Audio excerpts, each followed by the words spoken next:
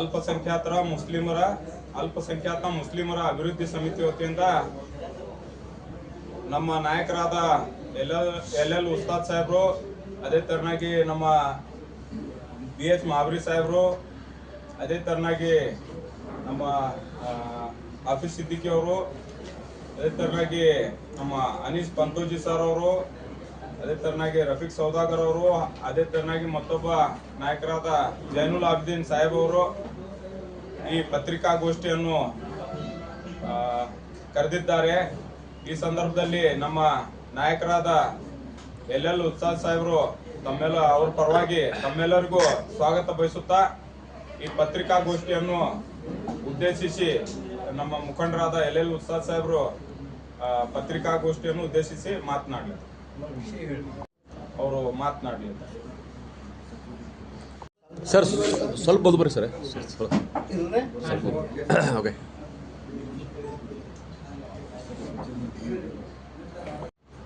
ದಿವಸ ಸುಂದರ ಬೆಳಗಿನ ಸಮಯದಲ್ಲಿ ಪ್ರಪ್ರಥಮವಾಗಿ ನಾನು ವಿಶೇಷವಾಗಿ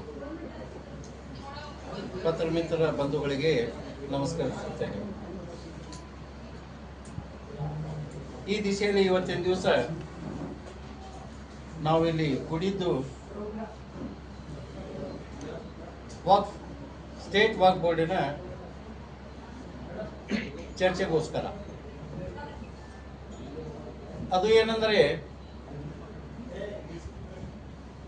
ರಾಜ್ಯದ ವಕ್ಫ್ ಬೋರ್ಡಿನ ಚೇರ್ಮನ್ಶಿಪ್ ಬಗ್ಗೆ ಬಹಳ ಗಂಭೀರವಾಗಿ ಚಿಂತನೆ ನಡೆದಿದೆ. ಆ ದಿಶೆಯಲ್ಲಿ ನಾವು ಈ ವೇದಿಕೆ ಮೇಲೆ ಗಣ್ಯಮಾನ್ಯರು ನೆರವೇರಿಸಿದ್ದೇವೆ.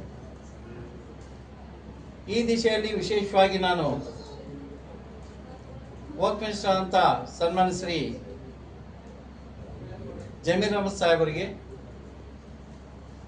ಸಿದ್ದರಾಮಯ್ಯ ಸಾಹೇಬರಿಗೆ, ಮುಖ್ಯಮಂತ್ರಿ ಅಂತ ಸಿದ್ದರಾಮಯ್ಯ ಸಾಹೇಬರಿಗೆ ಮತ್ತು ನಮ್ಮ AICC ಅಧ್ಯಕ್ಷರಾದಂಥ ಖರ್ಗೆ ಸಾಹೇಬ್, ಮಲ್ಲಿಕಾರ್ಜುನ್ ಖರ್ಗೆ ಸಾಹೇಬ್, ವಿಶೇಷವಾಗಿ ನಾನು ಹೇಳಬಯಸುತ್ತೇನೆ. ಇದೊಂದು ಬಹಳ ಮುಸ್ಲಿಂ ಸಮಾಜದ ಚಿಂತಕ ವಿಷಯ. ಈ ದಿಶೆಯಲ್ಲಿ ನಾವು ಬಹಳ ಎಚ್ಚರಿಕೆಯಿಂದ, ದುಣುಕಲಾರದೆ ಎಲ್ಲರೂ ಶಾಸಕರು, MP ಗಳು ಮತ್ತು ಗಣ್ಯಮಾನ್ಯರಿಗೆ ತಗೊಂಡು ಚರ್ಚಿಸಿ ನಿರ್ಣಯ ತಗೋಬೇಕು. ಯಾಕಂದ್ರೆ ಮೊನ್ನೆ ತಾನೇ 3 ಜನರಿಗೆ ವಕ್ಫ್ ಬೋರ್ಡ್, ಸ್ಟೇಟ್ ವಕ್ಫ್ ಬೋರ್ಡ್ನ 3 ಜನರಿಗೆ ನಾಮಿನೇಟ್ ಮಾಡಿದ್ದಾರೆ. ಆ ದಿಶೆಯಲ್ಲಿ 2 ಚುನಾಯಿತ ಸದಸ್ಯರು ಇದ್ದಾರೆ. ಅದು ಅಲ್ಲದೆ ಸುಮಾರು 11 ಮಂದಿ ಕಾನ್ಸ್ಟಿಟ್ಯೂಟ್ ಬಾಡಿ ಇದೆ. ಎಲ್ಲರಿಗೆ ತಮ್ಮ ಚರ್ಚಿಸಿ ವಿಶೇಷವಾಗಿ ಎಲ್ಲರಿಗೆ ತಿಳಿಸಿ ಹೇಳಿಸಿ ನಾವು ನಿರ್ಣಯ ತಗೋಬೇಕಾಗ್ತದೆ. ಸನ್ಮಾನ್ಯ ಶ್ರೀ ಜಮೀರ್ ಅಹಮದ್ ಸಾಹೇಬರು ತಮ್ಮ ಮನಸ್ಸಿಗೆ ಬಂದಾಗೆ ವರ್ತಿಸುತ್ತಾರೆ. ಇದು ನಮ್ಮ ವೈಯಕ್ತಿಕ ಮನೆಯ ವಿಷಯ ಅಲ್ಲ, ಇಡೀ ರಾಜ್ಯದ ನಮ್ಮ ಸಮಾಜದ ಏಳಿಗೆಗಾಗಿ ನಾವು ಯೋಚಿಸಿ ವಿಚಾರ ಹೆಜ್ಜೆ ಇಡಬೇಕಾಗ್ತದೆ.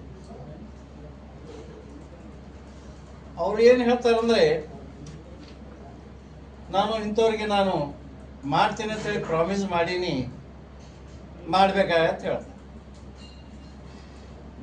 ಆದರೆ ಡೆಮೋಕ್ರಸಿನಲ್ಲಿ ಆ ತಡದ ನಡೆಯಲ್ಲ. ಯಾಕಂದರೆ ಬಹಳಷ್ಟು ಶಾಸಕರು ಇದ್ದಾರೆ, ಮೈನಾರಿಟಿ ಸಮಾಜದವರು, MP ಗಳು ಇದ್ದಾರೆ, ಗಣ್ಯಮಾನ್ಯರು ಇದ್ದಾರೆ ಮತ್ತು ಬೋರ್ಡ್ ಮೆಂಬರ್ಸು, ಸದಸ್ಯರು ಇದ್ದಾರೆ. ಆ ದಿಶೆಯಲ್ಲಿ ಎಲ್ಲರಿಗೆ ತಮ್ಮ ವಿಶ್ವಾಸದಲ್ಲಿ ತೆಗೆದುಕೊಂಡು ಯಾರು ಮಾಡಿದರೆ ಒಳ್ಳೆಯದಾಗುವುದು. ಯಾಕಂದರೆ ಬಹಳಷ್ಟು ಸದಸ್ಯರ ಮೇಲೆ ಕ್ರಿಮಿನಲ್ ಕೇಸಸ್ಸು ಇದೆ. ಅದು ವಿಚಾರ ಮಾಡಲಾರ್ದೆ ತಾವೇ ನಿರ್ಣಯ ತಗೋತೀರಿ, ಇದನ್ನು ತಪ್ಪು ಆಗ್ತಕ್ಕದ್ದಲ್ಲ. ಇದು ನನ್ನ ಕಳಕಳಿಯ ಮನವಿ, ರಿಕ್ವೆಸ್ಟ್ ಮಾಡ್ಕೊಳತ್ತೀವಿ ನಾವು. ನನಗೋಸ್ಕರ ಅಲ್ಲ, ನಮ್ಮ ಕಮ್ಯುನಿಟಿಗೋಸ್ಕರ. ದಯವಿಟ್ಟು ತಾವೆಲ್ಲರೂ ಭಾಳ ಎಚ್ಚರಿಕೆಯಿಂದ ಭಾಳ ಗಂಭೀರವಾಗಿ ಚಿಂತನೆ ಮಾಡಿ ಒಳ್ಳೆಯವರಿಗೆ ರಾಜ್ಯದ ವಕ್ಫ್ ಬೋರ್ಡಿನ ಚೇರ್ಮನ್ ಮಾಡ್ಬೇಕಂತೇಳಿ ನಂದು ಕಳಕಳಿಯ ವಿನಂತಿ. ಮನೆ ತಾನೇ ತಾವು ಹೇಳುವಂತ ನೋಡಿದ್ರೆ ಏನದ, ಟೋಟಲಿ ನಮ್ಮ ರಾಜ್ಯದಲ್ಲಿ ಕಾಂಗ್ರೆಸ್ ಸರ್ಕಾರದಿಂದ ನಮ್ಮ ಮುಸಲ್ಮಾನ್ ಸಮಾಜಕ್ಕೆ ಶೋಷಣೆ ಆಗಾಕತ್ತದಂತ ಹೇಳಲಿಕ್ಕೆ ಬಯಸ್ತೀನಿ.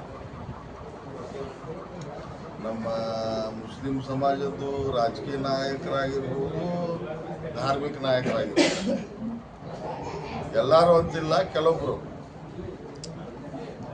ಅದಕ್ಕೇನದ ಬರುವಂಥ ದಿನಮಾನದಾಗ ಏನದ, ಈ ರೀತಿ ಇವರು ನಮ್ಮ ಸಮಾಜದ ಬಗ್ಗೆ ಹಿರಿಯರಿಗೆ ಕೇಳದೆ ಹೇಳದೆ ಎಲ್ಲರಿಗೆ ವಿಶ್ವಾಸಕ್ಕೆ ತೋಳಾರದೆ ಯಾವುದೇ ಇಂಥವು ನಿರ್ಣಯ ತಗೊಳ್ಳೋದೇ ಆಯ್ತಂದ್ರೆ ಬರುವಂಥ ದಿನಮಾನದಾಗ ಏನದಲ್ಲ, ನಾವು ವಕಫ್ ಅಮೆಂಡ್ಮೆಂಟ್ ಬಿಲ್ಲಿಗೆ ಸಪೋರ್ಟ್ ಮಾಡ್ಬೇಕಾಗ್ತದೆ ಬರುವಂಥ ದಿನಮಾನದಾಗ. ಯಾಕಂದ್ರೆ ಸಾಕಷ್ಟು ವಕಫ್ ಪ್ರಾಪರ್ಟಿ ಬಿಜಾಪುರದಾಗ ಇರೋದ್ರಿಂದ, ಆಗಾಳೆ ಯಾರೋ ಕೇಳಿದ್ರಲ್ಲ ಪ್ರಶ್ನೆ, ಲೇಔಟ್ಗಳು ಸಾಕಷ್ಟು ನಮ್ಮ ಮಂದಿನೂ ಇಲ್ಲ ಅದಾರ, ಅದ್ರಾಗ ರಿಲಿಜಿಯಸ್ ಲೀಡರ್ಸು ಅದಾರ, ಮತ್ತು ಭೂಮಾಫಿಯಾದಂತೂ ಮೊದಲಿಂದ ಐತೆ. ಅದು ಅವರು ದಂಧಾನೇ ಅದ, ಪ್ರೊಫೆಷನಲ್ ಅದಾರ, ಮಾಡ್ಕೊತಿರ್ತಾರ. ಅದ್ರ ಕೂಡ ಏನದಲ್ಲ, ಈಗ ನೋಡ್ರಿ ಕೋಟ್ಯಾನ್ ಗಟ್ಲೆ ಗಳಿಸಿ ಸಾವಿರಾರು ಗಟ್ಲೆ ದಾನ ಮಾಡಿದ್ರೆ ಎದಕ್ ಬರ್ತದ? ಕೋಟ್ಯಾನ್ ಗಟ್ಲೆ ತಗೊಂಡು ಅದೇ ಮಾಡಾಕತ್ತಾರ. ಈಗ ನಮ್ಮ ಮಿನಿಸ್ಟ್ರು ಅದೇ ಮಾಡಾಕತ್ತಾರ, ಇಲ್ಲಿ ರಿಲಿಜಿಯಸ್ ಮಂದಿನೂ ಹಂಗೆ ಮಾಡಿ ಕೆಲವೊಂದು ಮಂದಿಗೆ ಬುಟ್ಟೆ ಹಾಕೊಂಡಾರ. ಸಾಮಾನ್ಯ ಜನ ಏನು ಬಡವರು ಅದಾರ, ಅಲ್ಲಿ ತಮ್ಮ ಜಾಗನಾಗ ತಾವೇ ಅದಾರ. ಈಗ 10% ವಕಫ್ ಕಾಂಟ್ರಿಬ್ಯೂಷನ್ ಏನು ತುಂಬ್ತಾರ, ಅದರಿಂದ ಬಡವರಿಗೆ ಮನೆ ಅದು ಇದು ದವಾಖಾನೆ ಅದು ಕಟ್ಟಬೇಕು ಅಂಥವು ಇಂಥವು ಇದ್ದಿದ್ದು. ನೀವು ಎಲ್ಲೇ ನೋಡಿರೇನು ವಕಫ್ದಿಂದ ಈಗ ಒಂದು ದವಾಖಾನೆ ಕಟ್ಟಾರ, ಒಂದು ಯಾವ್ದಾರೆ ಒಂದು ಸಾಲಿ ನಡೆಯಾಗತ್ತದ. ಕೆಲವೊಂದು ಶಾದಿ ಮಾಲ್ ಅದಾವ, ಅವೆಲ್ಲ ದುಡ್ಡು ಕೊಟ್ಟು ಮಾಡ್ಕೊಂಬಂದು ಮಾಡ್ಯಾರ ಕೆಲವೊಂದು ಮ್ಯಾನೇಜ್ಮೆಂಟ್ದವರು. ಉಸ್ತಾದವ್ರ ಪಿರಿಯಡ್ದಾಗ ಆಗಿದ್ದು ಏನದ, 1 ನಂಬರ್ ಆಗ್ಯಾವ ಕೆಲವೊಂದು ಶಾದಿ ಮಾಲ್. ಈಗ ಯಾರು ತರಗತ್ತಾರಲ್ಲ, ಖಬರಸ್ತಾನ್ 10 ಲಕ್ಷ ರೂಪಾಯಿ, 5 ಲಕ್ಷ ಕಮಿಟಿದವಂಗ, 5 ಲಕ್ಷ ವಕಫ್ಗೆ. ಅದ್ರಾಗ ಮೀಡಿಯೇಟರ್ಸ್ ದಲ್ಲಾಳಿಗಳಿಗೆ ಒಂದಿಷ್ಟು. ಅಲ್ಲಿ ಖಬರಸ್ತಾನ್ದೇನು ಕಂಪೌಂಡು ಇರೋದಿಲ್ಲ, ಏನೂ ಇಲ್ಲ. ಅದು ಯುಟಿಲೈಸೇಷನ್ ಸರ್ಟಿಫಿಕೇಟ್ ಸಹಿ ಮಾಡೋ ಇವನೇ ಮೊನ್ನೆ ಭ್ರಷ್ಟ ಅಧಿಕಾರಿ. ಅವ್ರಿಗೆ ಸುಕ್ಕ ಹೊಡೆದು ಅವರೇ ಸಹಿ ಹೊಡೆದು. ಅದಕ್ಕೇನದ, ಕಾಂಗ್ರೆಸ್ ಸರ್ಕಾರ ಏನದ, ನಮ್ಮ ಓಟ್ ತಗೊಂಡು ನಮ್ಮ ಸಮಾಜದ್ದು ಶೋಷಣೆ ಮಾಡಾಕತ್ತದ ಅಂಥೇಳಿ ಹೇಳಲಿಕ್ಕೆ ಬಯಸ್ತೀನಿ ನಾ. ಯಾಕೆ ಹಿರಿಯ ರಾಜ್ಯ ಮಟ್ಟದ ನಾಯಕರು ಇದ್ರ ಬಗ್ಗೆ ಗಂಭೀರವಾಗಿ ವಿಚಾರ ಮಾಡಬೇಕು. ಯಾಕಂದ್ರೆ ಮುಸ್ಲಿಂ ಸಮಾಜ ನೋಡಿ ನೋಡಿ ನೋಡಿ ಯಾವುದೇ ಒಂದು ನಿರ್ಧಾರಕ್ಕೆ ಬರಬೇಕಾಗ್ತದೆ. ಯಾಕಂದ್ರೆ ಸುಮ್ಮನೆ ನಾವು ನಿಮಗೆ ಓಟ್ ಹಾಕೋದು, ನಮಗೆ ಇವ್ರು ಟಾರ್ಗೆಟ್ ಮಾಡಿ ಈಗ ಏನು ಪರಿಸ್ಥಿತಿ ಬಂದದ್ದು ನಮ್ಮ ಮುಸಲ್ಮಾನ್ ಸಮಾಜದ್ದು, ನಮಗೆ ಬದುಕಾಗಿ ಬಿಡ್ರಪ್ಪ ಅಂತ ಹೇಳುವಂಥ ಪರಿಸ್ಥಿತಿ ಬಂದದ್ದು. ನಮಗೆ ಏನು ಮಾಡಲಾರ್ದೆ ಅನಿಸ್ಕೋಬೇಕಲ್ಲ. ಮಾಡೋರು 1-4 ಮಂದಿ, ಅವ್ರು ಕೂಡ ಅಡ್ಜಸ್ಟ್ಮೆಂಟ್ ಅದ. ಇವೆಲ್ಲ ಮ್ಯಾಚ್ ಫಿಕ್ಸಿಂಗ್ ಅದಾವ. ಇವು 2 ಫುಟ್ ದಾಡಿ ಇರಲಿ, 3 ಫುಟ್ ದಾಡಿ ಇರಲಿ, ಮಂದಿಗೆ ಗೊತ್ತಿಲ್ಲ.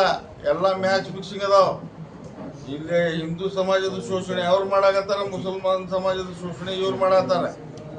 ನಡು ಸುಮ್ಮನೆ ನಾವೇನದ ಬಡ್ದಾಡಕತ್ತೀವಿ. ಎಲ್ಲ ಹೈ ಲೆವೆಲ್ದಾಗ ಎಲ್ಲ ಮ್ಯಾಚ್ ಫಿಕ್ಸಿಂಗ್ ಅದ. ಈಗೇನದ, ಒಂದು ಮೊನ್ನೆ ನೋಡಿದ್ರಲ್ಲ, ಅದು ಎಲ್ಲ ಬೇಡ.